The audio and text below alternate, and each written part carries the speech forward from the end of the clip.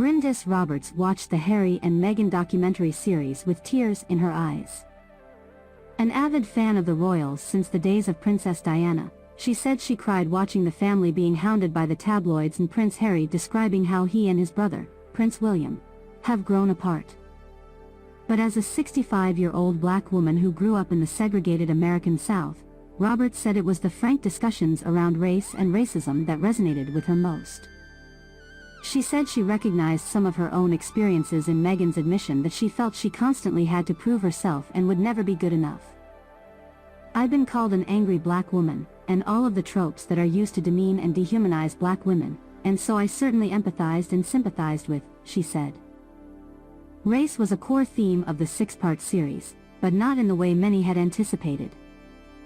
There were no new revelations about Meghan's explosive allegation in her Oprah Winfrey interview that an unnamed member of the royal family had commented on how dark their baby's skin would be.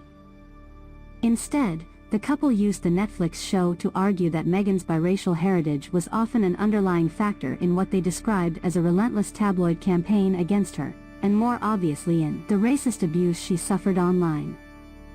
It's a narrative that Roberts recognizes. Back in 2018, she helped popularize the hashtag Sussex Squad when her timeline was flooded with racist comments about Meghan after the royal wedding. The trend quickly amassed a following from men and women around the world, predominantly people of color, who wanted to use social media to support the Duchess and her family instead of tearing them down. One of the things about dog whistles is that if you've not experienced the racism, or if you've not been the victim of it, then you don't recognize it, Roberts said. What may seem innocent to someone else, you can see, no, that's not meant to be innocent at all. When trolling crosses the line. In the series, Prince Harry revealed that one of the first reactions he saw to the announcement of his son Archie's birth was a tweet from Danny Baker, a former BBC presenter, who posted a picture of a couple holding hands with a chimp. At the top it said, "Royal baby leaving the hospital."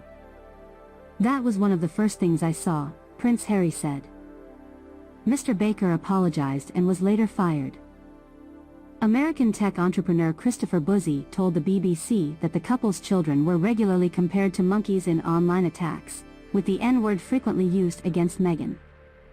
Buzzi featured in the series after his company, Bot Sentinel, found that a small but powerful number of anti-Meghan accounts were responsible for much of the hateful content on Twitter.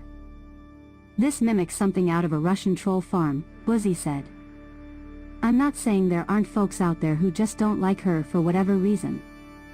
But it's my opinion looking at the entire picture of these hate accounts that you can't look at that and come to the conclusion that this is not about race."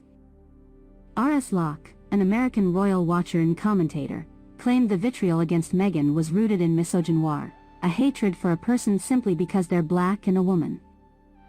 The documentary series, she said, captured the dramatic shift in tone of media coverage that she'd witnessed in the years after the royal wedding. The UK, much like the broader world, wants to see themselves as accepting and embracing this very diverse, modern couple, she said. But the backlash and racist abuse Meghan says she endured since showed just how far there was to go. "It's a tug of war between how we see ourselves, and who we are. Not all black and white."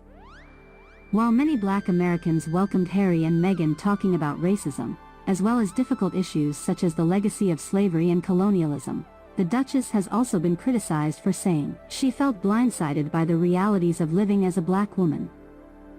In the second episode of the series, Meghan grapples with what it was like growing up as a biracial woman in America. The Duchess implies she was never discriminated against or treated like a black woman until she moved to the UK.